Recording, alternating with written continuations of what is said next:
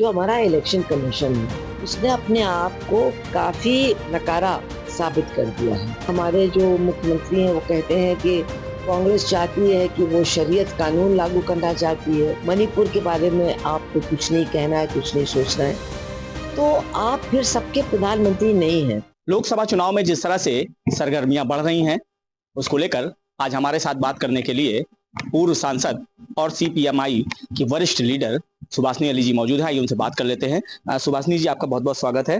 क्या लगता है जिस तरह से लोकसभा चुनाव आगे बढ़ रहा है, आप पूरे देश में जगह जगह जा रही हैं, क्या आपको नजर आ रहा है? पहली बात तो ये है कि इस लोकसभा चुनाव में दो तीन बहुत ही दर्दनाक बातें हैं। पहली तो बात ये है कि अगर हम 10-15 साल पहले देखें तो 20 दिन में पूरे देश का चुनाव हो जाता था। अब ये चुनाव बढ़ते ही चला जा रहा है। अब मेरे ख्याल से करीब करीब 3 महीने उसमें ये आचार संहिता लग जाती है, लोगों का काम नहीं हो सकता है, सरकारें भी बिल्कुल ठप हो जाती हैं, पैसा बहुत ज्यादा खर्च होता है, सरकार का पैसा पूरा चुनाव कराने में। तो ये हमारी समझ में नहीं आता कि क्यों इसको इतना वो किया गया है। लोग कहते हैं कि प्रधानमंत्री हर जगह जाकर के प्रचार करना चाहते, तो ये तो कोई बात नहीं हुई। पूरे जनता को इस भीषण गर्मी में इतना परेशान करके रख देना, ये तो बहुत ही गलत बात है। दूसरा, जो हमारा इलेक्शन कमीशन है उसने अपने आप को काफी नकारा साबित कर दिया है। जिस तरह अभी आप देखिए कि उन्होंने जो वो पूर्व नहीं, अभी जो पूर्व मुख्यमंत्री हैं तेलंगाना के, उन्होंने कुछ कहा किसी के बारे में तो उन्होंने 48 घंटे तक उनके भाषण देने के अधिकार को रोक दिया। लेकिन जो शासक दल है उसके लोग तो झूठ पे झूठ, बदतमीजी पे बदतमीजी, हर तरह का गंदा प्रचार कर रहे हैं, लेकिन उनके ऊपर कोई रोक नहीं है। अब आप देखिए हमारे जो मुख्यमंत्री हैं वो कहते हैं कि कांग्रेस चाहती है कि वो शरीयत कानून लागू करना चाहती है। तो भाई कहाँ किसी ने कहा है, कहीं घोषणा पर आप कैसे अपने मन से उल जुलूल बातें कर रहे हैं, केवल नफरत पैदा करनी, इनके ऊपर कोई रोक टोक नहीं है। आधी आबादी जो महिलाओं की है उनकी तो परवाह ही नहीं इस प्रधानमंत्री को।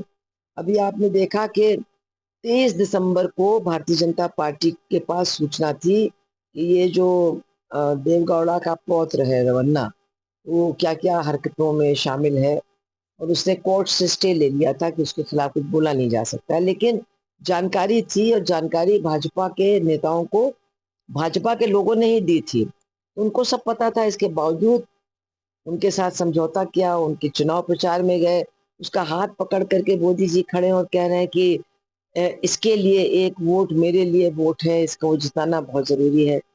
तो जिस आदमी ने मतलब अश्लीलता, गंदगी, महिला उत्पीड़न की तमाम हदों को पार कर दिया है, मतलब दुनिया में शायद ऐसी मिसाल नहीं मिलेगी। ये 3,000 के वीडियोस के करीब वीडियोस हैं उसके पेन ड्राइव में। आप उनके साथ अपने आप को जोड़ रहे हो और यही सोचो अच्छा पता नहीं चलेगा तो सब ठीक हो जाएगा। फिर आपने जो पहलवानों का उत्पीड़न करने वाले ब्रिजभूषण शरण सिंह हैं, उनके लड़के को आपने टिकट दे दिया। तो आप पूरी तरह से साबित कर रहे हैं कि आप महिलाओं की सुरक्षा के बारे में, जिसको कहना चाहिए चिंतित तो बात छोड़ दीजिए, आप उसको किसी चीज, किसी कोई कीमत ही नहीं समझते उसकी। और जो उनके उत्पीड़न करने वाले लोग हैं उनको आगे बढ़ाने और उनको संरक्षण प्राप्त कराने में आपकी पूरी दिलचस्पी है। हमने बिल्किस बानो के केस में भी देखा कि जो जघन्य अपराध, मतलब सामूहिक बलात्कार और सामूहिक हत्या के अपराधी, मतलब सिर्फ ये नहीं कि आरोपी थे, वो सजा याफ्ता थे, और आपकी सरकार ने और गुजरात की सरकार ने उनको छोड़ दिया। और 1.5 साल तक उनकी इतनी मदद की कोर्ट के अंदर कि किसी तरह से उनको जेल जाने से रोका जा सके। खैर वो गए। लेकिन मेरा कहने का मतलब ये है कि जो एक प्रधानमंत्री को पूरे देश के लोगों का प्रधानमंत्री होना चाहिए, एक तो उन्होंने ये कह दिया कि मैं महिलाओं का प्रधानमंत्री नहीं हूँ, फिर उन्होंने कह दिया कि मैं अल्पसंख्यकों का प्रधानमंत्री नहीं हूँ।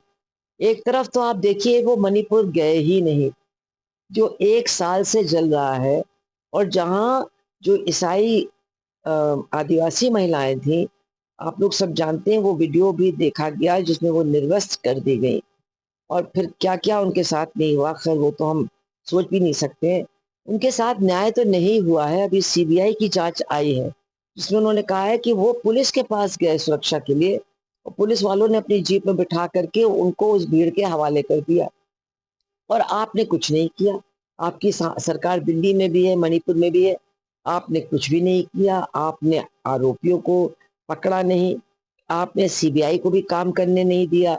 वहां पर पुलिस और फौज की आपस में भिड़ंत हो रही है, ये सब कुछ हो रहा है, लेकिन मणिपुर के बारे में आपको कुछ नहीं कहना है, कुछ नहीं सोचना है। तो आप फिर सबके प्रधानमंत्री नहीं हैं, मतलब आप सीमावर्ती इलाकों के भी प्रधानमंत्री नहीं हैं, क्योंकि मणिपुर तो एक उदाहरण है, उधर लद्दाख का दूसरा उदाहरण है। वहां के लोग भी इतना मतलब सड़कों पर आ करके अपना विरोध प्रदर्शन कर रहे हैं, आपको उससे कोई मतलब नहीं है। कश्मीर में आप चुनाव नहीं करा रहे हैं, तो आप सीमावर्ती लोगों के प्रधानमंत्री नहीं हैं, आप महिलाओं के प्रधानमंत्री नहीं हैं, आप अल्पसंख्यकों के प्रधानमंत्री नहीं हैं। आप उनके बारे में तो पता नहीं क्या क्या बोलते हैं कि जो विपक्ष के लोग हैं वो बाकी हिंदुओं का जेवर लेकर के, उनकी मतलब आमदनी लेकर के, उनकी भैंस लेकर के वो दे देंगे, कहीं कहते हैं मुसलमानों को, कहीं कहते हैं ईसाइयों को। तो आप उनके भी प्रधानमंत्री नहीं, तो भाई आप किसके प्रधानमंत्री हैं? आप किसके प्रधानमंत्री हैं ये भी तो आपको मालूम होना चाहिए। ऐसा प्रधानमंत्री जो अपनी 3/4 जनता का अपने आप को नुमाइंदा समझता ही नहीं है, ये किस काम का प्रधानमंत्री है ये? और दूसरी बात मैं कहना चाहूंगी कि जो मैंने कहा बहुत निचले दर्जे पर वो भाषण दे रहे हैं, वो झूठ भी बोल रहे हैं। वो बार बार कह रहे हैं कि मैं जब तक जिंदा हूं तब तक मुसलमानों को आरक्षण नहीं मिलेगा।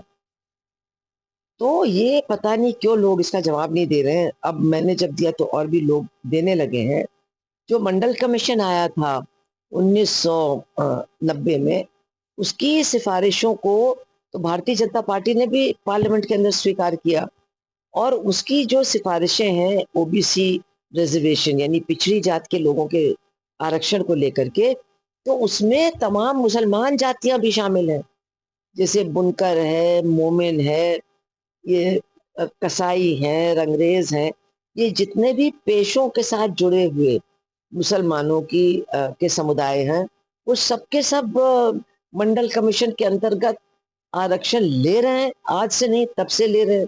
और आप तो जानते हैं कि ये सिर्फ स्कूल कॉलेज और उसका आरक्षण नहीं, हमारे यहाँ जो ये पंचायत और नगर महापालिका वगैरह का चुनाव होता है यूपी में, बिहार में, मध्य प्रदेश में, वहाँ ओबीसी को भी आरक्षण है। तो मुसलमान भी उस आरक्षण को प्राप्त करके वो चुनाव लड़ रहे हैं।